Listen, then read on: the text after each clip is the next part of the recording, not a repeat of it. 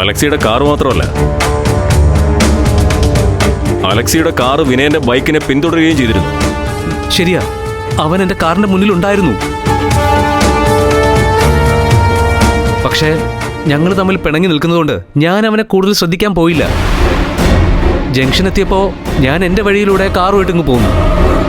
അവൻ പിന്നീട് എങ്ങോട്ട് പോയെന്ന് എനിക്കറിയില്ല, സത്യം. അപ്പോ വിനയചന്ദ്രനെ പാലത്തിൽ വെച്ച് അപകടപ്പെടുത്തിയത് അലക്സി അല്ല? ഞാനെന്തിനാ അവനെ അപകടത്തിൽപ്പെടുത്തണം? അവൻ എനിക്ക് തരാനുള്ള കാശ് തന്നു. ഞങ്ങൾക്കിടയിലെ ഫ്രണ്ട്ഷിപ്പ് വരെ അതോടെ വേണ്ടാന്ന് വെച്ചു. അവന് അവന്റെ വഴി, എനിക്ക് എന്റെ വഴി, അത്രേ ഉള്ളൂ.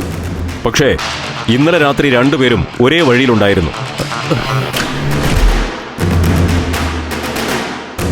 എന്തായാലും വിനയചന്ദ്രനെ ആരാണ് അപകടപ്പെടുത്തിയതെന്ന് അറിയുന്നതുവരെ അലക്സി സംശയത്തിന്റെ നിഴലിലായിരിക്കും. പോലീസിന്റെ, പ്രത്യേകിച്ച് എന്റെ നിഗമനങ്ങൾ ശരിയാവാതിരിക്കട്ടെ എന്ന് പ്രാർത്ഥിച്ചു.